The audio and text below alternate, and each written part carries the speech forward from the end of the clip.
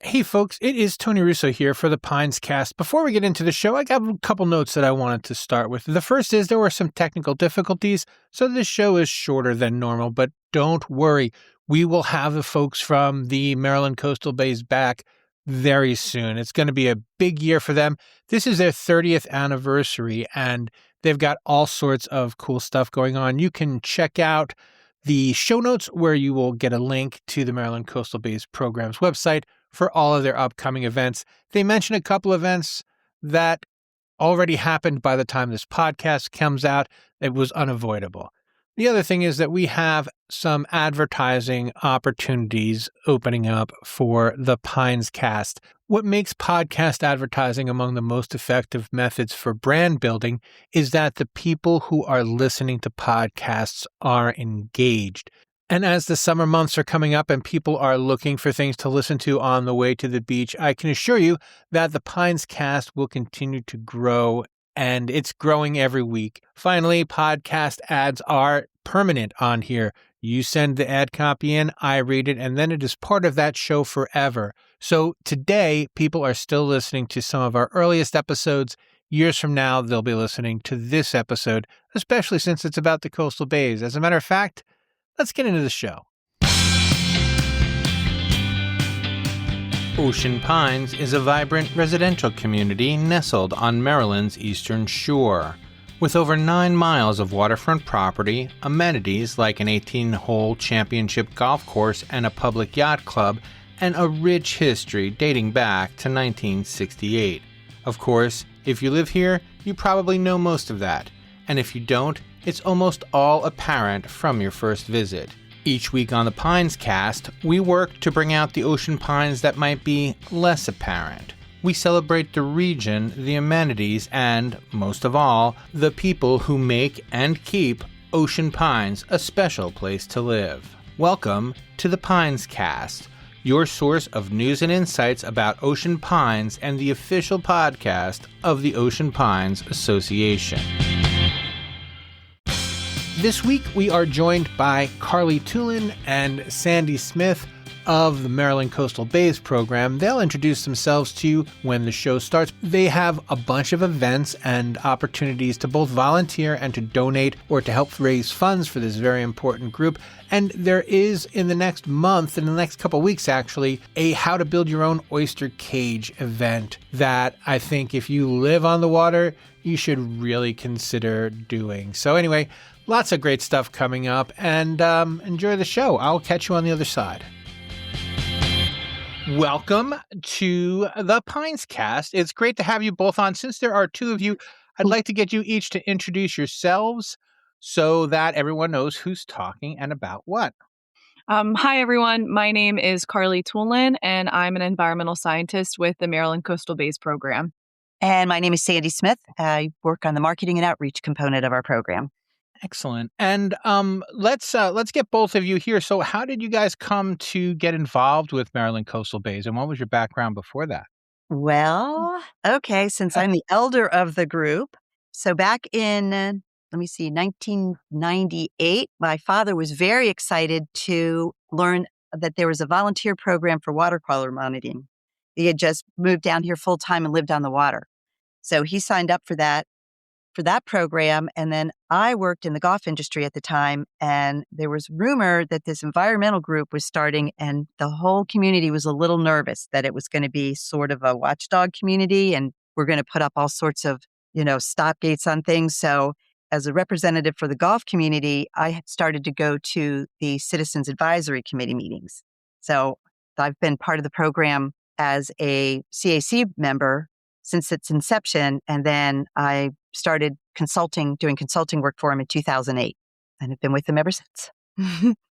And I guess for me, my background, I got my undergraduate degree in geography and environmental science at UMBC. And then when I graduated, one of my professors recommended an internship with the Maryland Coastal Bays program. I had never heard of that organization before or really knew that the Maryland Coastal Bays existed. I mean, I'd been to Ocean City plenty of times. I just didn't really quite make the connection that the coastal bays was this separate entity. So when I applied for this internship in 2019, I got to spend the entire summer exploring the coastal bays and working in them, connecting to our community members and volunteers and learning about estuarine science. And I just fell in love with it. And then in 2020, there was a full-time position that opened up and I applied for it and got it. So I kind of started in March 2020 when everything was shut down. So that was quite an experience. I actually didn't step foot in this until I think it was June. But it was nice because I already knew my coworkers and knew the work that I was going to be doing. So that was really helpful. Yeah, I've been with Coastal Bays now for almost 7 years, which is crazy to think.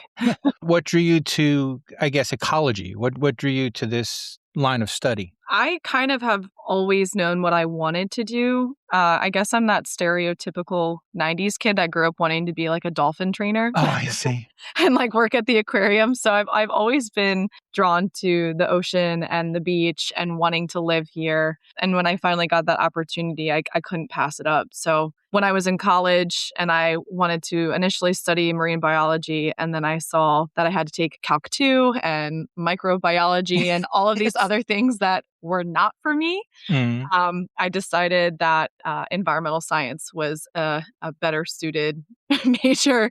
And that's kind of what got me into this realm. And so you do mostly outreach, right? And community service. Can you talk a little bit about some of the programs that you do? Sure. So Carly is our scientist. So she does a lot of actual stuff. She's out there in the field with it's all real work. Well, yeah, but she has the great volunteer programs. But so we have a multitude of programs. We have events. We have volunteer opportunities. We have educational opportunities. Carly runs the oyster cage program, which is very popular in Ocean Pines. Yeah. And we have everything from like monitoring terrapins to birds. But then we also have events. Our first event this year that's up and coming is our trivia night, which is Thursday, February 28th or 26th, excuse me. That's a fun night at Secrets. All this is featured on our website. Well, it will be by this afternoon. That's okay. One of our biggest events, I have to talk about that first before I go back to the lineup for the rest of the winter, is Bay Day, because that's our partnership with Ocean Pines. And that's a big event. We love it. It basically highlights all of our environmental groups. So it's not Coastal Bays partners with Ocean Pines, but we bring in all the environmental groups. And it's a great opportunity for the community to learn all about the opportunities and what's going on in our environment, as well as take boat rides. Yeah. And how they can get involved and support the different organizations that are there. As Sandy mentioned, I run the oyster gardening program, and we partner with another local group, the Protectors of the St. Martin River. And that's been one of our most successful volunteer programs. And Ocean Pines is heavily involved in that, which is great. And then we also do a stranded spawning horseshoe crab recovery team where we have volunteers go out and rescue horseshoe crabs that get stranded in rocks and riprap and other obstructions that prevent them from getting back into the water. And that's been a pretty successful program too. So we have a lot of different options. We do beach cleanups. We got one coming up. Yeah, we have one coming up. Next Saturday, the 7th at Northside Park in Ocean City. Yeah, so we try and offer a lot of different ways for our community to be involved, whether it's like on a specific day at a specific time, or if they just want to passively help and volunteer on their own time. If they need to do community service, they can always reach out to us by email. And we're able to find something, whether the required hours or not. We have an easy program, Adopt a Street, Adopt a Beach, where you can pick up debris anywhere. And it helps people get their hours when they need to get them. And then we have some great Discover Your Watersheds coming up, which is a volunteer. It's like an educational opportunity and a maintenance opportunity. And so our first one's February 24th, which is trail maintenance. Then we've got another one March 19th, then another one April 1st. That is rapid fire. Oh, yeah. It's all at our website. Yeah. So I figured if I could go back a little bit. Sure. I wanted to share one of my earliest memories. I was privileged enough to grow up by a bay in New Jersey.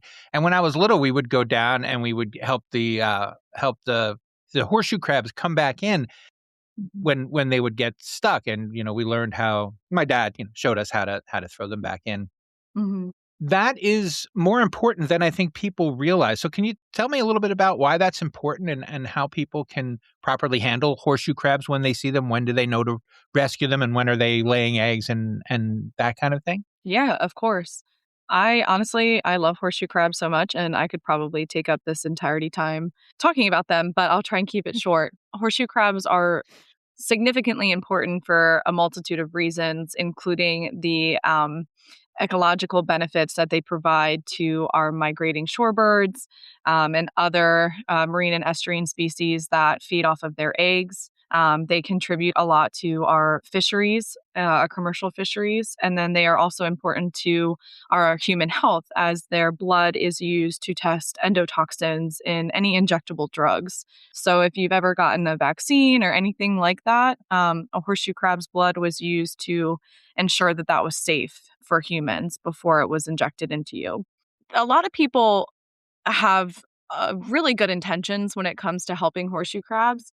Right. But Yeah.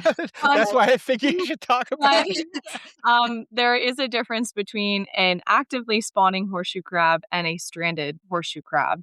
So people sometimes they'll come to me and they'll say, "Hey, I saw this horseshoe crab buried in the sand. I dug it up and I put it back in the water." And I'm like, "Okay." I was like, "I really appreciate you wanting to help, but." So females and males, they will bury themselves into the sand. Females specifically do that so that they can lay their eggs. And then the males will typically follow up behind if they're not attached to fertilize those eggs. So if you're out there and you just see a horseshoe crab buried in the sand and it looks fine, it's minding its own business, you can just leave it be. That's not a stranded horseshoe crab. Whereas if you see one wedged in some rocks or trying to get over an obstacle, or if you see it flipped up on its backside, that's when you might need to intervene and provide some help. And the best way to do so is to pick the horseshoe crab up by the sides of its shell. And the reason you don't ever want to pick a horseshoe crab up by its tail is because that would be kind of the equivalent of picking somebody up by their hair. It's a really sensitive, fragile area for horseshoe crabs, and that tail can actually break off. And if that happens, that can really impact the life expectancy of the horseshoe crab. you said that really nicely. No, thanks. I'm a lot more dramatic about don't pick them up by the tail, you'll kill it. And I think the important thing too with horseshoe crabs is people need to understand they don't have claws. Yeah, People they hear don't the hurt word you. crabs and they're not even related to the crab. Yeah, they're not a true crab. They don't have Well, they're sting. also not a true horseshoe. Yeah. Exactly. You can't throw them. Please don't throw them. But yeah, and they're harmless. That's the most important part because a lot of people they're so prehistoric as they are, one of our oldest surviving species, but also people are fearful that they might bite, they might sting. They don't. They're harmless. The claws on the males is just to clip onto the female. Mm-hmm. You also talked a little bit about the end of the oyster gardening, and that one has always fascinated me. It was something I covered a little bit when I was a reporter down there, and it seems like a no-brainer for people living on the water. So can you talk a little bit about that and how can people get involved in it if it's something they're interested in? So Maryland Coastal Bays program has been running the oyster gardening program for, I think, since 2014, I believe, was the first year. Don't quote me on that.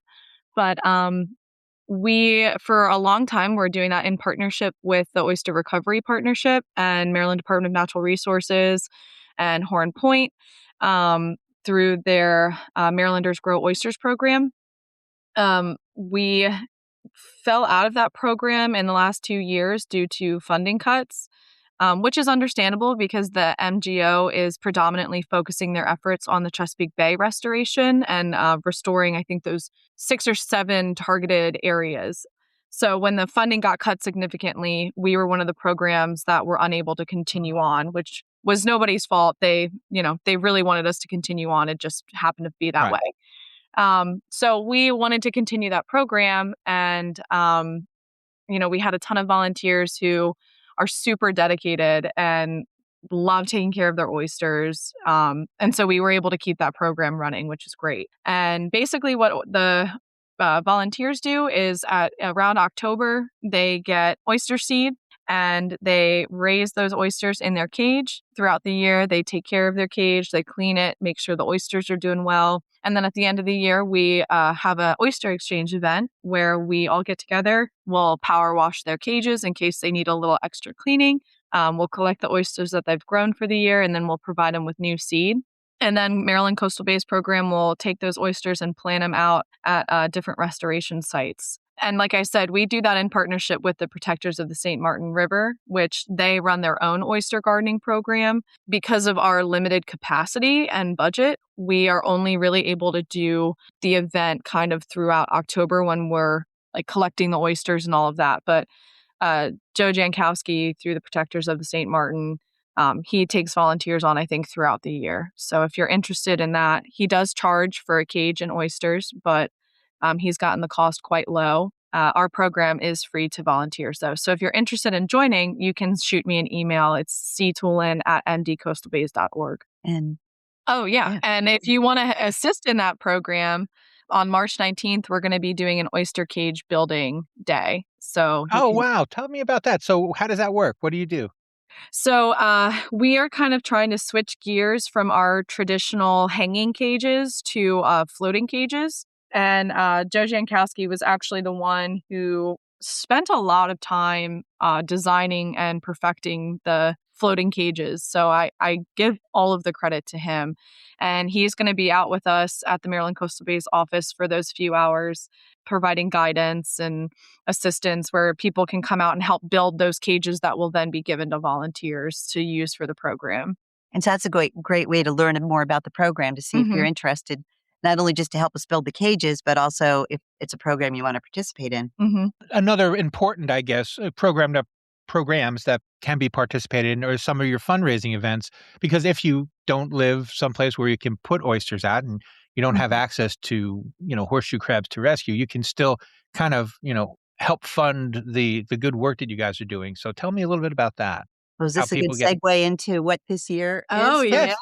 The perfect segue into this is our I'm a professional after all. Yes, this is our 30th anniversary. How exciting. We are so excited. I don't know if there's anything that you want to specifically touch on, but we're going to have several events that we're working on, but it's all going to lead into our gala, which is going to be on Thursday, September 17th from 5 to 9 p.m. at the Assateague State Park. And so you got May 17th, September 17th. I'm thinking do I have that right? 17's a good number. Yeah, it's a great number. And so we'll have all sorts of opportunities. We have on our website right now sponsorship. We're looking for sponsorship opportunities for this event. But as for fundraising, we also have a component on our website where, people can donate at any time. And we're also part of Community Foundation of the Eastern Shore has their Shore Gives 365. And that's another way to donate. But the actual fundraising events that we have, it's all going to really lead up into the gala. Yeah. And I'm excited about, so you have the trivia thing. What are some of the other ones? Do you have anything planned for the summer that you can talk about, or should we have you back in the summer so you can talk about it again? I think you should have us back in the summer. For sure. We're definitely going to be, in addition to all of our normal education and outreach programming, our education coordinator, Liz, has been working hard to schedule some free boat tours. That's something that this sponsorship package that we've created can help fund. So if your business, organization, your family foundation, or whatever that is, wants to participate and contribute to our programs and our community outreach events, you can sponsor one of the free boat rides. And that just gives people an opportunity to get out and actually explore our watershed and be on the water, because there's so many people who live right here, right next to the water, but have never actually been on a boat. So we want to try and give that opportunity to as many people as we can. That is absolutely fantastic. And I am sorry we are coming up toward the end, but I promise we'll have you back on another time. I had technical difficulties on my side. With the last few minutes, is there anything else that you ought to say that I didn't give you a chance to say through my technical unwizardry? To get more information, obviously you can go to our website, but the focus for Ocean Pines is we have that event Bay Day, and that's where really you as a community member can learn more about us and all the other environmental groups. Yeah. And so I urge, especially because it's right in the neighborhood, it's just a great event to pop by. It's free to the public and the boat rides are free. And the whole idea behind that event is to get you involved in our environment and learn our opportunities. And with the gala, we'll have all sorts of information for you on that and all our other celebration events at Bay Day. Yeah. Absolutely. And again, we'll definitely have you back before too long, because there's so much more I wanted to talk about, and I'm sorry that we have run out of time. But thank you so much for your time and for sharing your story with me. Yeah, thank Thank you. And just one more thing. We really would like to thank the Ocean Pines community and, everyone living in our watershed that's helped us get to this milestone. It's definitely taken a lot of different partners and community members and volunteers. So we're really, really grateful to be celebrating this year with everyone. Yep, can't do it without you. Excellent. Well, thank you very much. Thank you. Thank you. As I'm recording this, as February comes to an end, we just had our first spring morning. I got up and it was damp and it was alive and smelling like spring. And, I know we've probably got another couple of weather dings in our future, but it's coming. You can tell spring is coming. As I used to like to say about the weekend, you can see spring from here. And so as it approaches, really consider weather and how you can get involved with the Maryland Coastal Bays, because it's such a great and important organization. The Pinescast is an Ocean Pines Association production. It was written and edited by me, Tony Russo. Our executive producer is Sarah Ash. She finds the guests. She makes all this stuff happen, and it's a pleasure to be working with her week to week. Please subscribe wherever you're listening now. You can find us any place you can find podcasts. If you have any requests or comments about the show, you can reach me on my email address. It's bytonyrusso@gmail.com. That is bytonyrusso@gmail.com. And that'll do us for this time. Next time I see you, it will be March, and that will make us one step closer to April. So we'll see you then.